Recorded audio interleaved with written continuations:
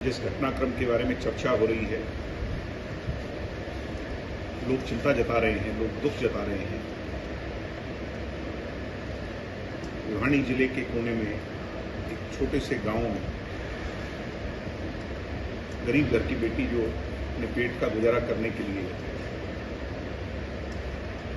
School में नौकरी किया करती थी,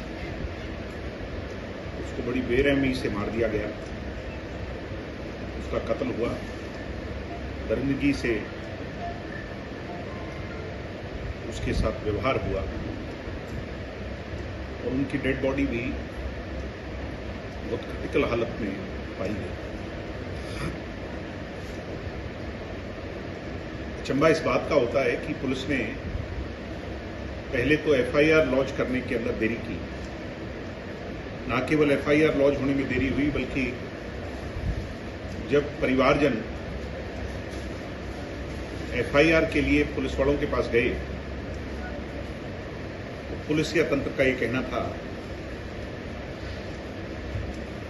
कि आपकी बेटी कहीं भाग गई होगी, किसी के साथ संबंध बना लिए होंगे, कल सर्टिफिकेट लेकर के आ जाएगी। यानी न्यूनतम स्तर पर जो गिरावट की सीमाएं होती हैं, हरियाणा की पुलिस उस स्तर को भी पार कर चुकी है।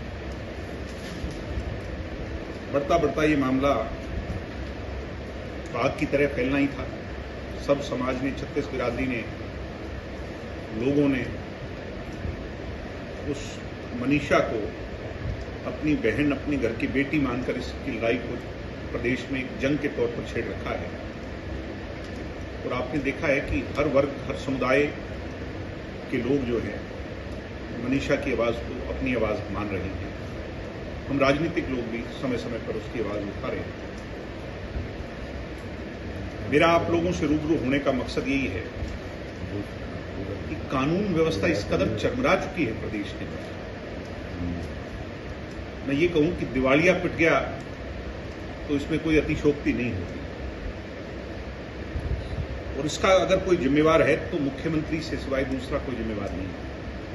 हरियाणा पुलिस के जो डीजीपी हैं आदरणीय कपूर साहब, वो बहुत योग्य अफसर हैं। और हमने, क्योंकि हम भी साथ में राजनीति के साथ साथ जब अफसरशाही की तरफ देखते हैं तो उनकी लोग बड़ी दुहाई देते हैं कि बड़े काबिल अफसर हैं। यहाँ के एसपी थे, पहले मनवीर जी थे, अब सुमित जी को लगाया है। ये भी बहुत काबिल लोग हैं, बहुत अच्छा काम करने वाले लोग हैं। उसके बावजूद पुलिस एक्ट क्यों नहीं कर पाई? इसी मामले में नहीं, किसी भी मामले में एक्ट नहीं कर पाई। जब मैं आपसे बात कर रहा हूं तो हरियाणा के एक प्रसिद्ध कलाकार एल्विश यादव के घर पर अब से कुछ मिनट पहले 2 दर्जन राउंड ताबड़तोड़ गोलियां सेक्टर 56 गुड़गांव के अंदर, तो कल्पना कर सकता है क्या? फायर कर करके लोग चले जाते हैं। ना गरीब सुरक्षित है, ना कोई अमीर सुरक्षित है, ना कोई कलाकार सुरक्षित है, ना व्यापारी, ना दुकानदार, ना महिलाएं, ना बेटियां। मुख्यमंत्री को कोई चिंता ही नहीं है प्रदेश में। और उसका सबसे बड़ा कारण है कि मुख्यमंत्री कमजोर है। मुख्यमंत्री की जो सारी ताकतें हैं वो दिल्ली के दरबार पर मेहरबान है। दिल्ली से जो आदेश आता है, दिल्ली से जो फैसले किए जाते हैं, वो वाया चंडीगढ़ होकर के हरियाणा पर इम्प्लीमेंट। मनीषा हमारी जो बहन है, उसको न्याय दिलाने की जो ये यात्रा हरियाणा प्रदेश की जनता ने अपने कंधों पर उठाई हुई है, ये इस बीजेपी की सरकार के लिए लास्ट वार्निंग है, आखिरी चेतावनी है सरकार के लिए। जो कहते हैं पाप का घड़ा भर जाए और अत्याचारों की हद हो जाए तो फिर बदलाव आया करते हैं।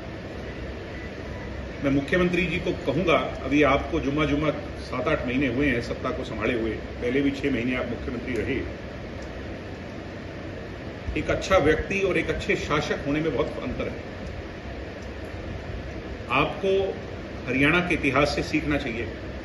प्रदेश में चौधरी देवीलाल जैसे मुख्यमंत्री रहे, चौधरी बंसीलाल जैसे मुख्यमंत्री रहे, चौधरी ओम प्रकाश चौटाला जैसे मुख्यमंत्री रहे, चौधरी भजन लाल रहे, जो अच्छे शासक हुए, जिनकी प्रशासन पर कमांड रही। मगर आज के मुख्यमंत्री की कोई कमांड नहीं है। दिल्ली के दरबार का मुंह छोड़ करके हरियाणा प्रदेश की जनता की सुध लें और इस बेटी को न्याय दिलवाएं। आज जो चला गया उसको तो वापस कोई नहीं ला सकता।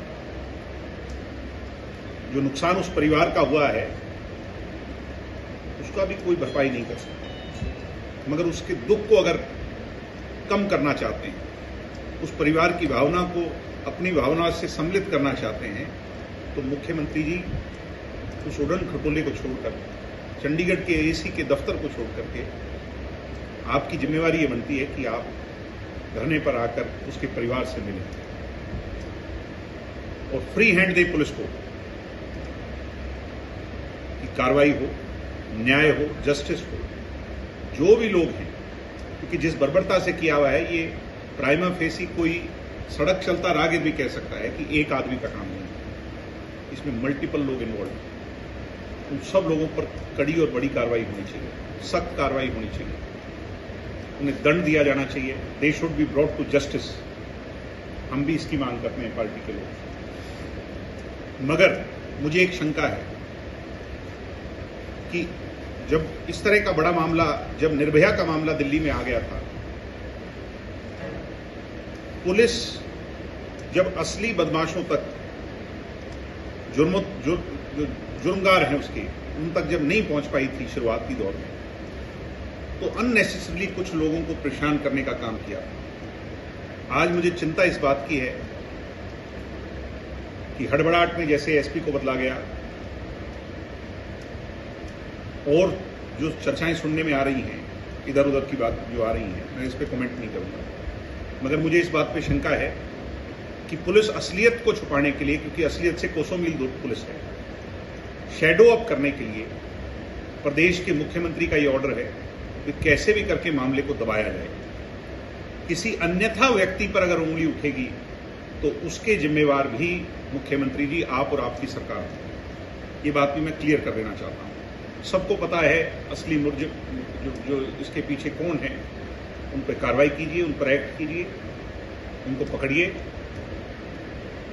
हमारी बेटी को न्याय दिलाइए, उसके परिवार को न्याय दिलाइए। और आज हम सब लोग, पार्टी के लोग जाकर के धरने में शामिल होंगे।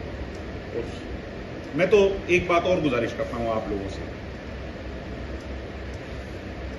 ये विडंबना है, आप भी मीडिया, हरियाणा की मीडिया इसे बहुत पुरजोर तरीके से उठा रही है, मगर देश की मीडिया क्यों सोई हुई है? मैं आज गुजारिश करता हूं, अगर यही घटना दिल्ली की किसी सड़क पर घट जाती तो इसकी आवाज विदेशों तक चली जाती, इंटरनेशनल मीडिया तक पहुंच जाती।